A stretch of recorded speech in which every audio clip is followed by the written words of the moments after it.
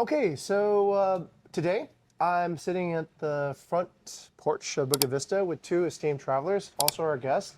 They've come all the way from Canggu to visit us here in the Jimbaran area, but they've actually been around the world.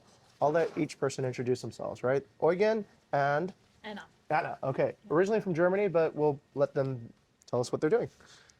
Yeah, we are originally from Germany, Eugen and Anna, and yeah, we've been traveling the world for quite a bit. 7 years, in fact, 7 years. So true nomadic lifestyle. And you've been to many countries, of course, and I think your passports have quite a lot of stamps on it, right? So maybe just tell us a few places that have really kind of sparked your memory, actually, at this moment. Always hard to tell because I think like each country has like its own uniqueness in a kind of way, Correct, you know, like, but yeah. And it depends what you're looking for, what you want to see, and what you want to do, and how you want to travel. If you want to travel by car, or if you just want to go with your backpack or with a bicycle. Yeah. Yeah, but for example, Saudi Arabia was something that really was a surprise. Okay. We traveled Saudi Arabia by bicycle this year. Okay. And it's because like the memory is quite fresh. Okay. So maybe that's the reason, because it sparked up into my mind. Like, yeah, and it was really amazing because I think especially the Western world countries, a lot of like. The images are really like not that positive in a way, especially in mainstream media and stuff like that. So yeah, it was surprising to see how beautiful this country is and how amazing the people are that we met along the way. Yeah, that's been one theme I've seen in your videos, that when you talk to people, these perceptions of what they're supposed to be really change because you're getting that direct contact. Do you remember like other sort of, let's say, stories along the way in your 7 years of traveling where you had a completely different impression about the people, about what was happening, like in Saudi Arabia, that you encountered along the way? I would say Australia. Okay. Tell us why. We spent a lot of time in Australia, and I think it was the first really culture shock we had. Culture shock in Australia? Okay. Yeah. All right. Okay. Yeah, because we were there on a working holiday visa. Okay. And our first job was like in the middle of nowhere. There was just like a small town where just 100 people were living in. Sure. And it was away from everything else. And yeah, there were like, when we start to work there was like races in this town, and it was like a huge event. There were like bull riding, camel races and pig races and stuff like camel that. Races in Australia. And rodeo and stuff like that. Okay. Yeah, so I didn't expect that. Okay. We need fantastic. Yeah. Yeah, and it was really rough, like to be in this town. I thought, oh, Australia, surfing, and I don't know. But this little town and everything around there was like a complete different world, what we didn't expect to see in Australia. Morgan, would you like to riff on that? Yeah. No, I think Australia is a good example. Yeah, but for me, like also it was quite the other way around with Saudi Arabia, because like you have this beautiful, like you have this all this images from beautiful Australia where life is good and everybody's friendly and happy, and it is like this. I don't want to disrespect Australians, but we also we spent a lot of time there, and we also worked in indigenous communities, and we also saw like bad things. Of course, and yeah. I think that was kind of a good example, because Australia, it's not always beautiful. Well, I don't think any place is. I'm from California. Exactly. And California is decrepit right now. It's getting a little bit past its worst phase. But you just mentioned something on it that made me think, which was, do you see more contrast actually between the globalized cities internationally and their interiors? Like, what I've noticed is like this, right? So if you go from, let's say you go to the major global cities, like the Tokyos, the Paris, the Londons, they're almost like part of one network now. It feels like kind of the same. But if you just go like a few kilometers inland and experience like a rural community or something, a little bit more within the country, but of a different degree of urbanization, is that maybe what you saw in Australia? I'm not putting words in your mouth, but is there more contrast in that than in like different countries even? Like the idea is 100%. 100%. Okay, I wasn't sure It's exactly like that. Okay. Because like as you said, I think all the major cities, basically, sometimes you don't even see a What's the huge difference. Yeah, exactly. Like I mean, H&M, Uniqlo. yeah, exactly. There are all these international brands and these chains that are basically everywhere. Yeah. Doesn't matter if it's like accommodations or places you go to eat and shopping and stuff like that. So yeah, I totally agree with you. But as you said, like I think the gap between urbanized areas and rural areas is getting bigger and bigger all over the world. And I think amazing. also Okay. like not also in the way of living, but also in the way of thinking. I think. Yeah, agreed. And it comes with good and bad. Okay. Since you're in Bali right now, what do you hope to experience in your trip here? Yeah, it's not our first time in Bali, so we are not like up to see beautiful places and stuff like that. Like we just It's want. always nice to come back and to have like a base kind of Okay. to know places, to know where to go, and yeah, it's always nice to have like a little home So Bali in feels like home. Asia. Yeah. It feels like because we been here so many times, and it feels like coming to a place which I know, and Yep. it's nice. I've always felt that way. Yeah. Yeah, I wouldn't call it home, but yeah, it's familiar. Yeah, it's Familiar, nothing. yeah. Yeah, and it's a good place to just not to get overwhelmed with new impressions and stuff like that, Correct. but just to chill a little bit and to get things done that you need to do. Less of the unexpected, more of the comfortable, more of the familiar then perhaps, yeah? Okay. Yeah. Fascinating. You mentioned it's not home, but where is home for somebody who's been on the road for 7 years? It's is like airport lounge home? It's like, We asked ourselves this question a lot of times. I think, Germany is home. okay. Yeah. And it's hard. It's hard to say. Okay. It's hard to say. I don't think we have like a Yeah. our relationship to the term home changed a lot. Of course. And I'm sure. I think, yeah. I think it's okay. I'm pretty. I like it that way because Yep. I don't have this like nationalism connection to any country or Yeah. stuff like that. Like I'm Yeah, I kind of understand. kind all of people, I get it. freed myself from that crap. Global citizen, yeah. Yeah, but that sounds a little bit cliche, but yeah. And for me, home, like as people, probably it's also kind of cliche, but yeah, like you are my home. And that, other people, of course, as well, like family, friends, and we try to meet them every now and then.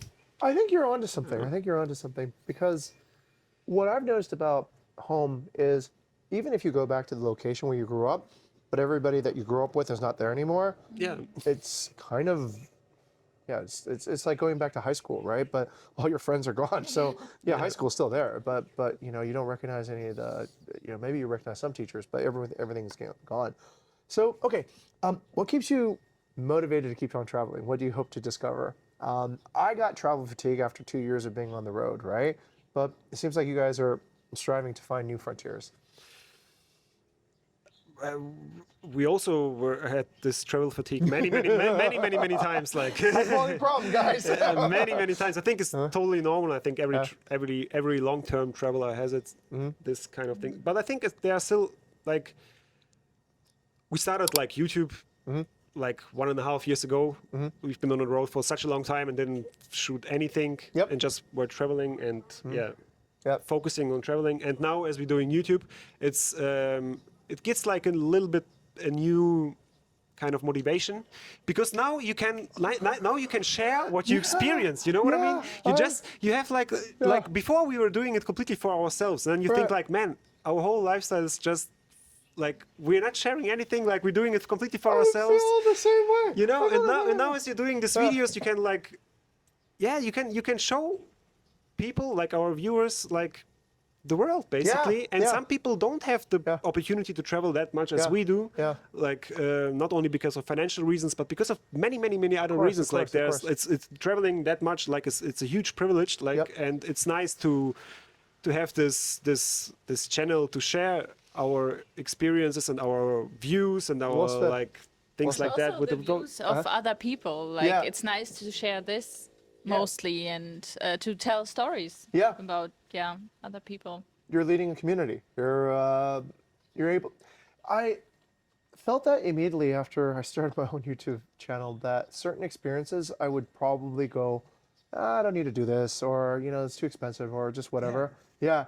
I'd be like, but my audience wants to see it, right? So it made all the things new again. It made doing everything. It's almost like I don't know, it's like having kids or bring friends from out of town in, right? So when you do it together, it becomes a different experience. I agree. Yes. There's something special about that. For sure. Yeah. Then do you feel like then, okay, this is a fun question. Do you feel like there's kind of like a virtual you and a real you then, right? Because on, the video editing, you can remove your pauses, you can remove your clumsiness, you can form like a persona. And then there's, when you're in real life, right? How do you sort of, I don't know, how do you manage that? How do you deal with that? At the beginning, like when our YouTube channel became like we started videos, like it was like we were 5 years on the road, and we decided, okay, it's time to go back to Germany. Okay. And then we thought, okay, we're going home to Germany now after 5 years of traveling, and we haven't done a single video. Like, so maybe we should start with YouTube and document our journey back home after 5 years of traveling. And actually, the videos went like many people watched them. Yeah. And I think the main reason because many people watched them was because we were like, I mean, there are many travel channels around there, so the competition is quite huge. Yeah. But I think we made kind of a melancholic style of we are going back after 5 years. So we talked about issues and about really deep emotions and stuff like that. So it was we showed ourselves in the really of course this Authentic. the most authentic possible way. Yeah. Because you can't be 100% authentic all the time, because when there's a camera, it's like that. always a little bit staged. But still, I think we showed ourselves. But I have to admit that after time, then we made like, I don't know, 20 videos in that style, and it was a success. I mean, we started from zero, and we started to make money with YouTube quite fast. So, but after a while, I wanted to disconnect the virtual me from the real me, because like it's sometimes like there are like everyone has an opinion. Of course. People watching a video and they're watching like 20 minutes or 30 minit's of like how you're sitting and you're crying and you're talking about something like, man, I'm going blah, blah, blah. I'm worried about like how it's going to be back in Germany, like job-wise, where do we live, blah, blah, blah. And you're talking about like personal stuff and about normal like fears and concerns and stuff like that. And then people write like they only saw like this really tiny little window that was open for them, and they think they know you completely. And then you think like, okay, man, I don't want to be judged by people who just watched my 30-minute and they try. I don't want to like. I mean, they do it in good intentions. Like they're trying to help you. They're trying to give you advice. But man, I don't need advice from people who act like. I mean, I have friends. I have family. You know what I mean? Like you're being worshipped. So this kind of reaction is like sometimes a little bit too much, and so we decided to we don't share everything anymore, but doing it a little bit more. Okay, we don't tell only our story, but we tell others people's story. So got it. It's not only focus on us. Like got it. Good. Okay, that's powerful. Anna, what do you think? Same or? For me, it's hard to act on camera. I think I'm. It sounds weird, but I'm like, I'm not an actor, but I had like a lot of comments which saying, "Oh, Anna's looking so sad," and then it was like influencing me in a way that I was like, "Oh, I'm looking sad. I have to smile. I have to," and now I have to act because, it's changing a bit. So now I try more to smile and to show like, because people I think are not used to people who are just normal on camera. Yeah. Who are just like Yeah. sitting there Yeah. and looking at it. Correct. Yeah, We're because used to. Smiling all the Yeah, time yeah, and yeah. be like this overacting Correct, and correct, hey, correct. and I'm not that person. Correct. So yeah. I've got already, but yeah, tell us. Yeah. it's you already said what I wanted to say. Yeah. The funny thing is, I've been on a few movie production sets, and I've watched other movies being filmed, and nothing could be more fake than making a movie. It's so weird. So I remember being in a nightclub scene where basically they only play 10 seconds and then they reset the entire thing. So you dance for 10 seconds and then you stop. And you're supposed to look like you're having a great time. So, and then I've seen scenes where people are shot like literally saying the same thing each time. And I go, there's nothing more pathetic than watching somebody repeat something. It's almost Pavlovian. It's almost like you're training like a dog or something to do that. So I understand that the culture and the zeitgeist, using probably a German word, of a huge part of the world that's normal, right? It's normal to see people always acting. But I think what draws your audience is actually to think, well, using the word again, authenticity, right? And I think the world is ready for that too. I think the world's ready to have like a realistic take on how things are. And I have maybe even a larger arena. Do you think it's art? You're making art, and art affects the artist a certain way, and it affects the audience a certain way. And I think the role of the artist is to actually be able to maybe anticipate how their art's going to affect both themselves and their audience. So let's talk a little bit about choices. Yeah, I think this is a good topic. So you mentioned earlier that 5 years on the road, you're going to go back to Germany. So that could be a choice. But then you chose to, do YouTube. What other unique choices have been afforded to your experience being committed travelers for 7 years that are choices that other people might not have had the opportunity to make these choices?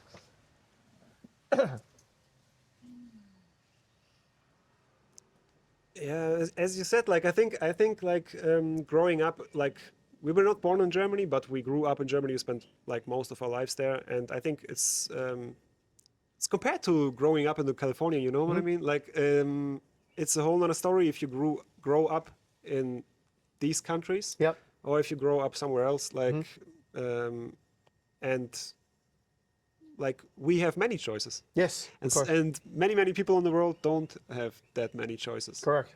But also, you must have difficult choices along the way, right? Maybe something as just mundane as, should I leave my baggage here, or should I go to this country or this country?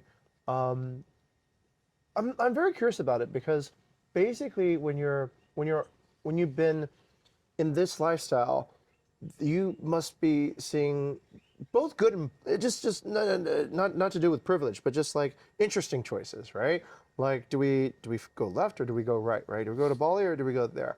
But also maybe tough choices on, like, do we settle for a traditional career, or do we continue our experiment and see what happens next, right? So do you remember any sort of choices that not of privilege, but just of unique quality that happened along the way? Maybe deciding where to go next? Yeah, I think so. Okay. I think so we spent like 2.5 years in Australia, and we had then the choice to leave the country. Okay. And then it was like we were discussing it a lot, like where do we go and what are our plans, and then we decided to go to South Africa. Oh, wow. And then our plan was like to travel the East Coast without right. Okay. without flying. But when we were in Mozambique, Eugen got sick. He got like COVID, Right. and we had like 2 weeks to think a lot about our choices and Commitment to what are we going to do. Overland travel in Africa. Okay. Yeah, All right. and then we were like, oh, that doesn't make us happy. It's like very hard. We don't know when the bus is going, and Right. it's very uncomfortable. Right. So then we had the choice to leave the country and go and follow a dream. Right. That we went to the US. It was a completely Africa, change. Mozambique to US. Okay. And Wow. do a road trip there. But yeah, it was like, it was a good choice, but we were thinking a lot about it because it was like a huge privilege Of course, to yeah. do this choice, to leave the country and to leave this uncomfortable life in I don't Africa. think these are privileges. I think these are also daunting because, like, it's having traveled for I only did 2 years, but I think these things are life changing. Like, that's how I ended up in Bali, right? I made a choice to stay rather than go. But Mozambique, wow. Oh yeah, I saw that. You guys were, was that on the East Coast or West Coast? I saw you guys were in that. Oh, is it Namibia where there's a red, hill with the tree growing out? Yeah. Okay. Yeah, all right. yeah, it Yeah. was a long time ago. Yeah. Yeah. Any choices on your side? Not really, no. Yeah? It's like, yeah, as you said, probably that's a good example. I think like choices, like you've been on the road for 2 years. I think you have to make choices every day. Every day. Yeah. So Every day, yeah. like, you're getting kind of used to it. So But maybe see, that's don't the biggest difference think- because most people, I think, go about their lives and they don't make many choices. They Yeah, follow a yeah. routine. They follow a habit, right? So when I hear a lot of people go, "How did all that time go by so quickly?" Well, I think it's because it's just simplified down into the same choice every day for 10 years. And so when you're traveling, you're kind of forced to constantly, should I try to learn the language or maybe I have another priority today, right? Should I go to see this or this? You're kind of forced to make decisions every single day, just to be able to survive, right? So I always thought that was kind of like one of the most interesting differences in lifestyle when you're on the road. Yeah. Yeah, So, 100% agree. Yeah. yeah. That's a good way of. Yeah, I Well, can only agree with you. Tell us about the bicycle thing. So I saw that in many different places you're choosing to travel by like true bicycle, right? Not motorbike, but like a pedal. So tell us about that. Yeah, we've like after this 5 years, we moved back to Germany, and we thought, okay, enough traveling. Like Okay. we settle down. We like, yeah, doing normal things as normal people do. All right. And yeah, but yeah, everything was good. Like Okay. like there were no big problems at all. But You sure? Like people couldn't relate to you? They would if you told them about like the one thing I found was if you travel a lot, you go back home, and such a significant part of your life has been changed by travel. But then you go back, you talk to somebody, and it will be like absurd that you would talk about such things. Yeah, right? for me personally, it was Mm-hmm. like more like we didn't move to the place where we lived before, but we moved we moved to Berlin. Like okay, Berlin yeah, is yeah, quite there you go. an international city yeah, and okay, blah blah. okay. But still, like we came back like with a very very optimistic mindset. Of course. I was like, man, the world is good. Like people are good, and everyone is like, like they're. I know, like when you just scrolling through your phone and see all this media, like Oh, when it's you meant to also trigger, yeah. see the news, like bad things are happening in the world. Of course, but yeah. still, people are good. Yes, yes. And after we came back, I was like very optimistic, like. But then I talked to people in Berlin, like met new people, and everyone was very pessimistic. Yeah. Like about daily things. Yeah, Like, but yeah. also about like life itself in a kind Yeah. of way, and also about the view of like the world. Like everyone was like had like an apocalyptic future in mind. You know what I mean? That was like, man, I know exactly what you mean. I have that's- German friends that that's remind me of this all the draining time. me, yeah. man. It's Yeah. like, yeah. like I mean, it's not that bad, man. It's not, it's like not, it's just not. leave your bubble here in Berlin. Yeah. Go somewhere else. Yeah. Talk to people. Correct. Meet new people. Don't just scroll through your phone, and you will Yeah. see that the world is a good place, man. That's and what you guys there's a discovered. lot I saw of- that. And, Yeah, people are good. Yeah.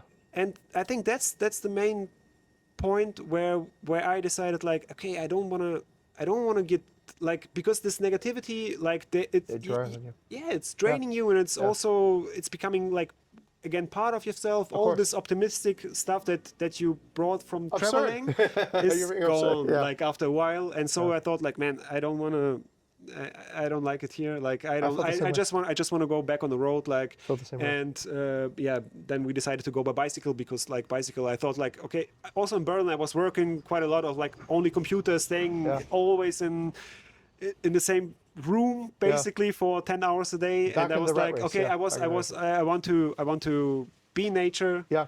I want to like do something healthy for my body. Yep. And I want to like connect with people easily because when you're traveling on a bicycle, you're connecting all the time with people because people are just curious. Sometimes people asking like, do you need anything? Do you need help? Blah, blah, blah. And then you start a conversation and it's That's yeah, correct. it's very easy That's to connect correct. with That's people correct. because when you're Correct. traveling by car, like, I mean, You're isolated, also yeah. isolated in a kind of way. Yeah.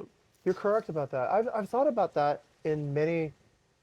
I have the same cravings as you when I traveled. So overland travel, I always saw was a higher quality experience than plane travel because there's no engagement, right? You literally cross over 2 continents and you watch 3 movies and didn't talk to anybody, right? Which is seemingly kind of like an absurd travel experience. It's like you went by elevator to see the world. But yeah, I also had the same experience when I went back and I could not, I felt, yeah, the optimism draining out of my lifeblood. Did you go back to California? I did, Yeah. I did. Each time I went back, I felt more and more horror at landing at the airport. Like first time was like a little bit of annoyance, second time was disgust, and eventually it started becoming like horror. It was like, oh my God, I can't bear to have another few months where literally I said it felt like somebody turned off all the music and took out all the color in life. And every time I went back, it was like people just wanted to. I've understood it too. I've understood that there are some worlds. It's an internal world, right? But at least let it be a good internal world, right? Not like a dystopian internal world. So yeah, no, I felt the same, exactly the same. And I think in some strange ways, I remember this quote from a movie, and it was basically lamenting the fall of communism. But the lamentation was there's always going to be rich and poor, but not necessarily in just money, right?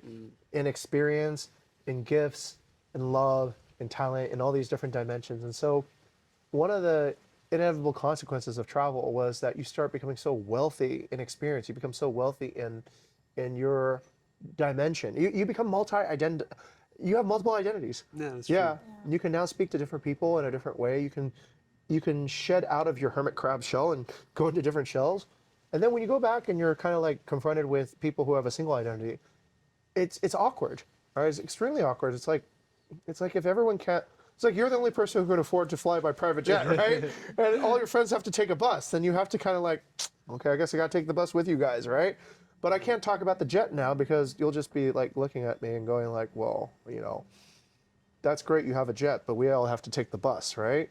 That's great that you've been to so many places. I've never left my hometown, right? So there is that strange incompatibility when you go back, and it's unfortunate. Yeah, it's the curse of a single location, maybe. Or maybe the curse of having seen so many things. Yeah. You could okay. put it that in that way. I think like because like I have friends in Germany like they don't travel. They just stay. They just stay basically their whole life in the town where they grew up or somewhere around there. Nothing wrong and with they're that. happy. Yeah, nothing wrong. You've met people on the road who were like that. and they're happy. They have a good life. Like they like the life. So and it's maybe here in Bali. Some people seen so many places in the world, and now they based on Bali and doing some digital nomad working shit. Correct. And some of them look quite stressed, and not. You're right. Not very. You're right. Like you know what I mean? I know exactly what you mean. I know exactly what you mean because I was that person. I was a stressed digital nomad because a lot of people I talk to about, oh, you live in Bali and it's so wonderful. But I was like, it was not wonderful for the first 8 years. It was pretty terrible for the first 8 years.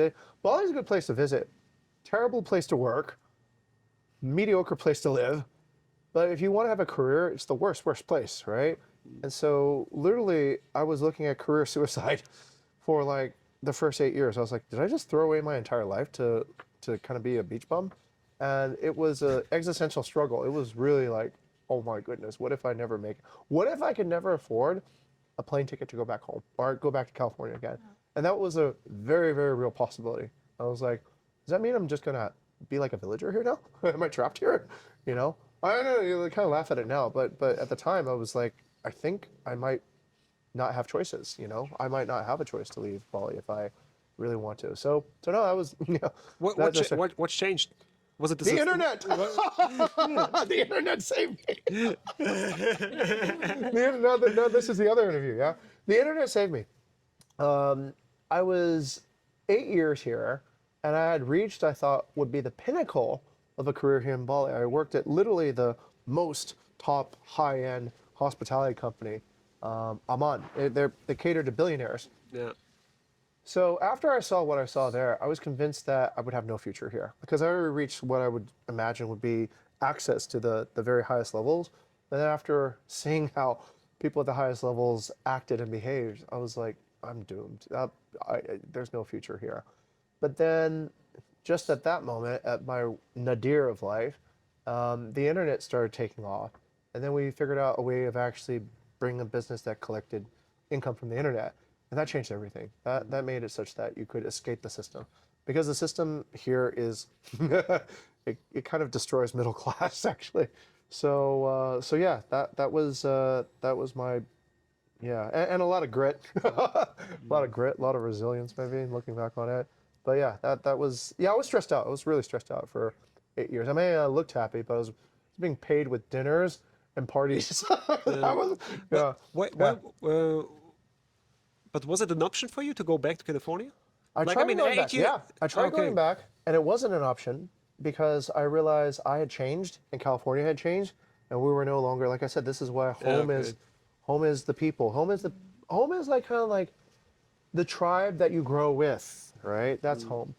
And when I went back to California, I had counted on the foundations I had built there to actually mean something, but they meant nothing anymore. They were like, I had a pretty good degree. I studied electrical engineering, computer science at Berkeley, so it's supposed to mean something. But you go back after 8 years of spending time in Bali, you're a weirdo. You're like, you don't fit into anybody's. No, I mean, nobody can safely hire you, right? Nobody can safely tell their boss, I hired this person, and this person's going to be great, because it's like kind of high risk.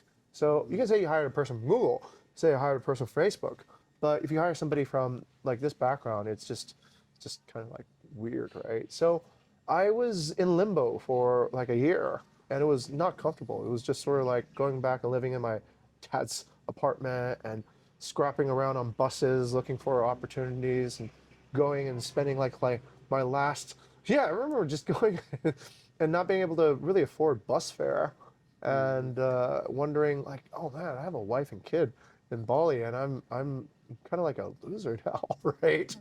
And you're wondering how long, and then guilt, of course, you go like, I should not have spent my youthful years not building a career, and I should have listened to my dad, I should have done all that.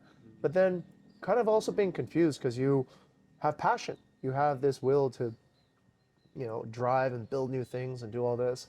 And then looking at all these passionless people around you, and like, I don't want to be like that. But I mean, I think luck smiled upon me. I came back in a time when things were just kind of disrupting again. And because of the disruption, incidentally, everybody was new, right? So I got lucky, I guess, and then found myself onto, I guess, the mobile internet generation around 2012, 2013. So then that catapulted me back to Asia again. And then it was exactly like the right phase to begin. I couldn't have predicted that. But the actual cycle of technology meant that the previous experience, the previous kind of 8 years was forgiven because a new cycle had just begun, and I caught that new cycle and I was able to make it back here, ironically enough, and then that changed everything.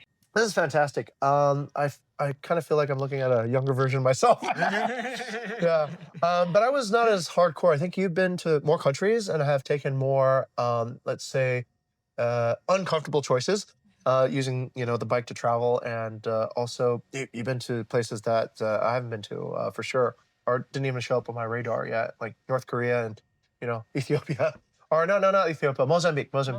Yeah. They spoke Portuguese in Mozambique, and they have like a AK-47 on the flag, right? Yeah. Well, back in the day, I studied Portuguese when I was traveling in Brazil, so I was trying to justify why I would learn this language, and I remember it was Portugal, Mozambique, Angola, Brazil, and Macau, I think, even some places that speak Portuguese. So, okay, well, anyways, it's not every day that we get such colorful travelers that come by and tell us their story. So this is an inspiration, and it's always an inspiration to see that when people make choices to really inspire delight. Okay, to go out and do things. I think that are take courage, take inspiration, and take I think full control of self agency. What final thoughts do you have for today, or for the year, or for however you want to be remembered in this episode? That's a lot of pressure. I don't. Summarize your life in a few words. Oh, it's really hard to say anything. You are more with the words, I with don't the know. good words. Yeah. I think, as we said, like, stay optimistic. Like, Yeah, yeah, I think yeah. it's, I think that's it. That is your, yeah. That's your mantra. Yeah, that's my your mantra. Yeah, yeah. Stay positive, stay optimistic. Yeah, Yeah, the world is a good place. the world is a good place. The world's I have a funny one on that. Anna? I would. Okay, I think you say guys the agree. same, yeah. Okay, there's unity in that thought. All right, perfect. Stay optimistic, everyone. And yeah, that's a wrap.